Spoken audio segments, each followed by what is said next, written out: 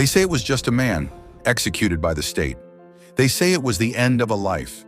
But on a hill called Golgotha, in 3 hours of darkness, something infinitely greater took place. It was the cosmic showdown, a battle that pitted the Creator against the ultimate power of sin, a spiritual war fought not with earthly weapons, but with suffering and sacrifice. The story you think you know is only half the truth. What truly happened on the cross?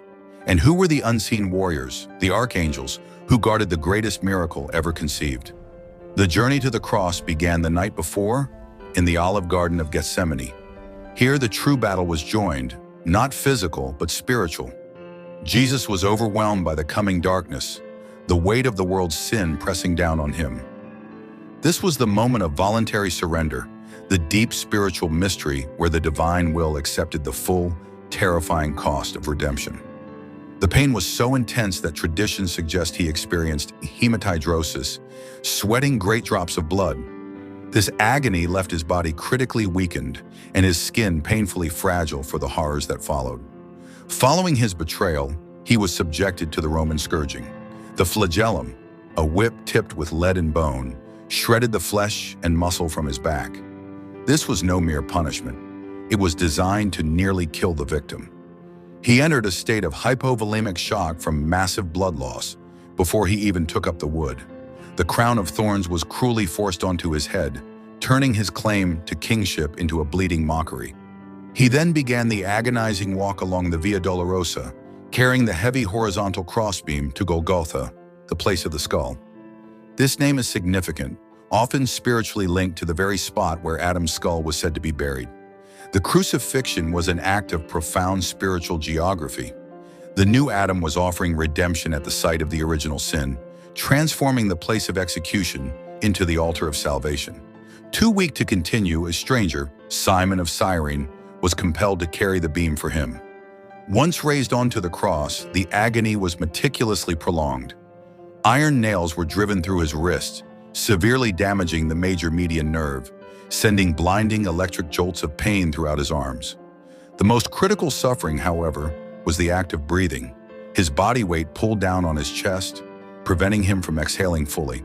To take a single breath, he had to push up with his legs, driving the nail through his feet, and pull with his shredded arms. This led to asphyxiation and crushing tetanic muscle cramps. His cry, "I thirst," was not merely a poetic statement, but the desperate, literal symptom of extreme shock and dehydration. Then at the 6th hour, the historical execution became a cosmic event. From noon until 3 in the afternoon, darkness covered the entire land. This was no ordinary eclipse. This was the visible sign of the veiling of the Father's face. The Son of God, now bearing the full concentrated weight of all human sin, was experiencing the ultimate spiritual isolation.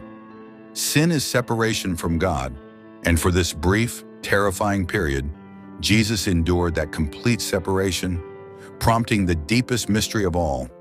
My God, why have you forsaken me?" He took our judgment so that we could have his access. While this drama unfolded on the earthly plane, a fierce and necessary spiritual war raged in the unseen realms. This is where the archangels stepped into their vital roles. We first look to Archangel Michael, whose very name asks, who is like God? Michael is the supreme warrior, the defender of God's people, and the chief adversary of the forces of darkness. In the moment the Son of God hung vulnerable, the demonic powers launched their final, desperate assault, seeking to corrupt the sacrifice or claim the soul. Michael was there, not to rescue Jesus from the cross, but to ensure the cross was not interrupted. With legions of angels positioned around Golgotha, Michael enforced the sacred perimeter, maintaining the divine order and preventing the forces of chaos from interfering with the new covenant's birth. He stood as the fierce guardian of the plan, and beside him stood Archangel Uriel, the flame of God or light of revelation. Uriel is the keeper of divine wisdom and prophecy. He watches the event not as a warrior, but as a revelator. Uriel's role was to understand the profound, eternal wisdom hidden within this shocking act of sacrifice. He was ready to carry the flame of that truth into the depths of the spiritual underworld, ensuring that the revelation of Christ's victory would be declared in every dimension. He illuminates the mystery. At the ninth hour, Jesus cried out with a powerful voice, uttering the single, triumphant word, Tetelestai, it is finished, paid in full. The moment he yielded his spirit, the massive, thick curtain, the veil in the Jerusalem temple, was torn in two from top to bottom. This was Michael's ultimate salute, the tangible sign of the restoration of access. The barrier separating the Holy of Holies, God's presence, from sinful humanity was destroyed. The old system of sacrifice was fulfilled, and every believer now had direct, eternal access to the Father. When the soldier pierced his side to confirm death, blood and water flowed out. This final act confirmed the complete medical death and holds a powerful spiritual mystery. The birth of the church from the side of the new Adam, the source of the ultimate cleansing, represented by baptism and the life-giving sacrifice of the Eucharist. This is the profound victory of the cross and the limitless hope for mankind. The cross was the ultimate divine exchange. Jesus took our separation from God so that we could receive his permanent, unbroken access. The spiritual war that Michael won on Golgotha and the wisdom Uriel revealed guaranteed that the darkness was defeated by light. We no longer need an earthly high priest or a distant temple. The curtain is torn. Because of the cosmic sacrifice and the victory of the King, every soul is offered forgiveness, restoration, and direct, eternal fellowship with God. That is the true story of what happened on the cross. Chapter 2. The breath had left the body of the King on the cross. The battle on Golgotha was won, but the victory was not yet complete. The Spirit of Christ, having paid the price for sin, did not ascend immediately. It descended. It plummeted into the ancient prison of the dead, known in tradition as Sheol or Hades. This was the final, necessary act of conquest, the ultimate breaking of the chains of death.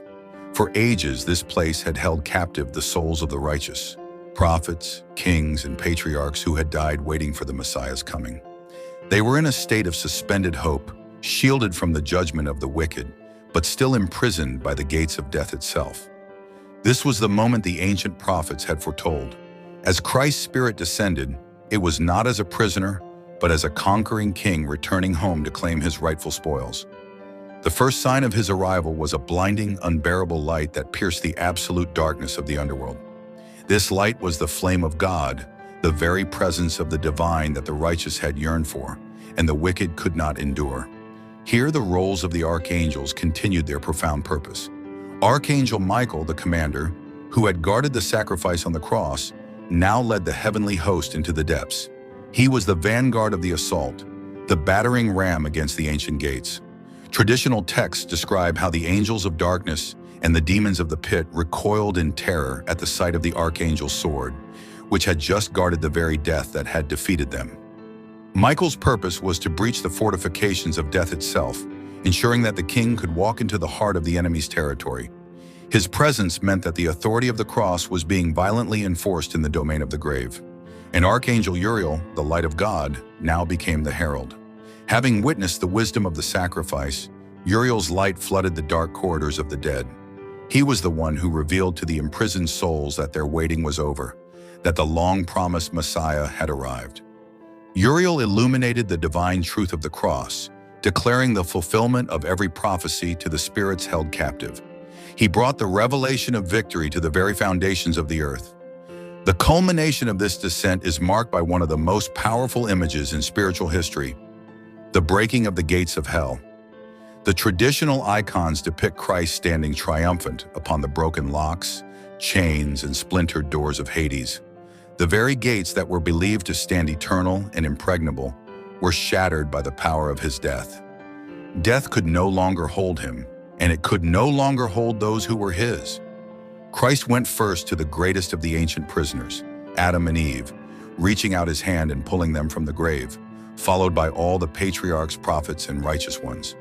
Death was not merely bypassed, it was robbed. The victory on the cross was validated in the depths of the earth. The debt was not just paid, the jailer was defeated, and the keys to death in Hades were seized. This event is the ultimate assurance of mankind's hope. The harrowing of hell confirms that Christ's power extends to every dimension of existence, even beyond the grave. It means that physical death is no longer a final, dark imprisonment. but a passage guarded by the victorious King. When a believer faces death, they are not facing a jailer with the keys, but a defeated foe.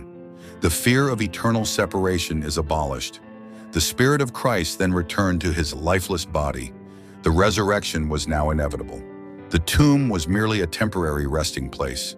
The power of the Father descended, and the Son rose, taking back a body that was now perfected and immortal.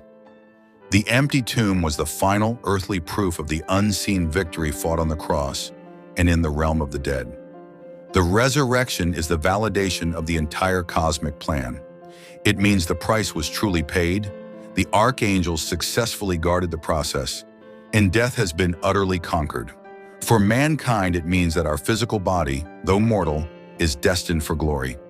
We are no longer defined by the grave, but by the promise of eternal life. The victory of the cross is sealed forever by the promise of the empty tomb.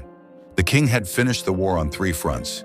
He defeated sin on the cross, he defeated death in Hades, and he defeated the grave in the resurrection. This is the enduring hope, a shattered curse and an opened heaven. The next pivotal question in this journey is what happens to the world after this cosmic shifts.